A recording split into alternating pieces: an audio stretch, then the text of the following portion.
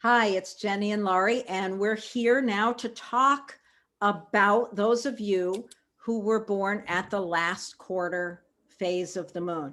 And we want to be real clear. This is the last quarter, not the first quarter. These are very, very different lifetimes. If you were born at the last quarter moon, your life is not the same as a person born at the first quarter. So astronomically, what does it mean to be born at the last quarter phase of the moon? Well, this is once again, this is that time that if you do see it, which is going to be in the wee hours, it's that point where it's half dark, half light. It's very clear. It's a crisp line when you're at the exact point of it. That is going to rise at midnight. So this really, you're not going to see it up there high in the sky until well after midnight. So that's kind of, you may miss this one, but that is what it is. So if you wake up at 3 a.m. and look outside and see half the face of the moon, then you'll know it's at the third quarter phase. Now, how do you know if you were born at this phase of the moon? Now, let's look at this little example. What we've got here is we've just set this up so that the sun is at 0 degrees of Aries. Now, to understand the phase you're born at, first of all, I want to be very clear for those of you that are new at thinking about this, to always remember there's 30 degrees in each sign. Now, at the third quarter, we are going to find the moon somewhere between 90 degrees and 45 degrees behind the sun. So in thinking about that, we could put the moon could be at 0 degrees Capricorn here, or it could be at 15 degrees Aquarius here. But somewhere within this span is where your moon will be if you were born at the third quarter phase. So just count back from your sun, count back 45 to 90 degrees behind the sun from the position of your, from the position of your sun. So here we have the second square, right? Right. And you've mentioned a little bit about the first quarter square and its difference. But at the third quarter square, or the last quarter square to say, yes, it's I mean, you're still in a crisis. You still have that energy of the square, which is of conflict, of sort of feel sort of stuck for a little bit because it's too many things like opposite each other or opposed to each other. So I just think that there's a lot of tension in here, but rather than the first square where you're building and building and all of your stuff is like, I gotta grow. Well, this is more about what do I gotta let go of? You know, it's a crisis, an internal crisis of consciousness.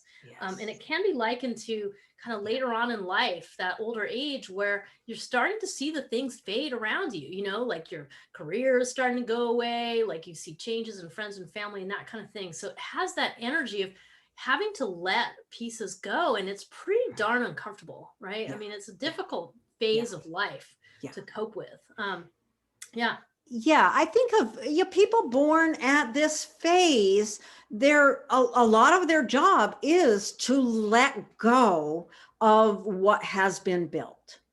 If you think about it in terms of the phases of the moon relating to series of lifetimes, which is one of the ways I think of it, this is the lifetime where you're really releasing something that you put a lot of energy into, similar to what you were just saying. It's a period of time where you look and you think, oh my gosh, I've spent all this time building something and now I don't even think I believe in it. It's a crisis of having to let go of something that you initially thought was important. And that can be extremely difficult.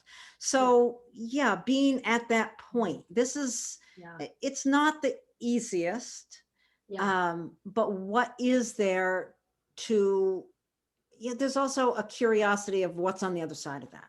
Yeah. And so kind of like has the energy of the reckoning, like the reckoning. Yeah. I love that. I mean, it's natural. It's like everything that we build has to decay and go away at some point. Right. And that is just a reality in our lives. And the struggle becomes around just when you're like, no, I don't want that to happen yet. And so, but there's a process around that as things move on, you can start to soften and release into actually what will be the next phase. But at this point, you're really in that crisis phase, and it may be uncomfortable because you might have to sever yourself from things from your past. I mean, people born with this may be that person who have to like constantly kind of sever themselves from past situations. They may have to move far, far away from what their family structure was. They may have to really move way beyond that to live their own life. And that is something you'll definitely see at any age of somebody with this part of the cycle. Yeah. It was a real evaluation, right? Yeah, a real evaluation and a paying attention. I think it's really important for people born at the last quarter phase to pay attention to that underground kind of grumbling of discontent. It's like, oh, something doesn't feel right. Don't ignore that feeling because it is moving you in the direction of what is next. There is a lot in this lifetime that is about letting go, learning to let go of the past. Sometimes too, I think this is that person who it seems like everything's status quo, and then all of a sudden they do a radical change, and you're like, whoa, because what was really happening is internally there was shifting and changing and moving, and then they finally work up the courage, or it gets to a crisis point where they suddenly go, okay, now the outside needs to align with my inner crisis, and they change everything. So you might see that with folks like with this. That's a good point. Yeah, absolutely. Another thing I want to mention here is that similar to, we all know that when our birthday comes around each year, the sun is shining on our sun and we feel good. We all resonate with that season, with that period of time.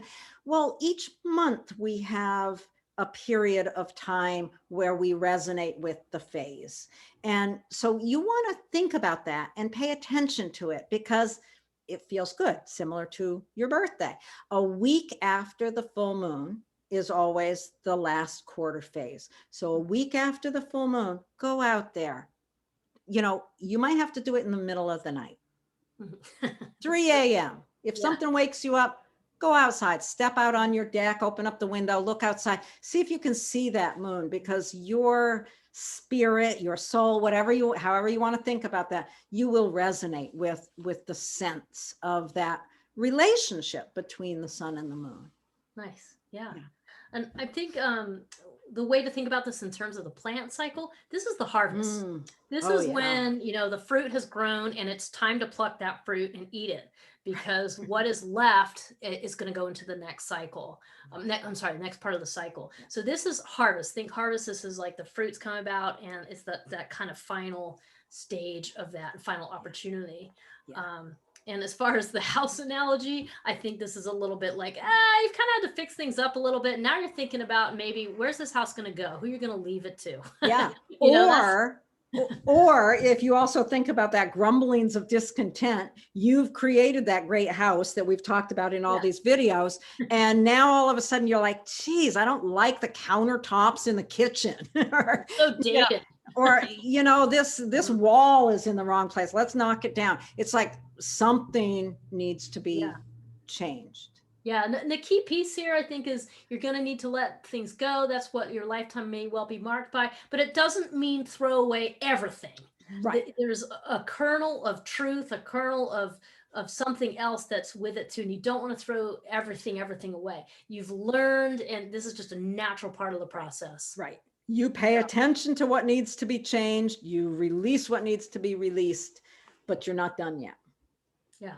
All right. Well, all in all, this gives you tons more information about your sun and moon and how they relate. And that's great. All right. Thank you all. Yeah, thank you.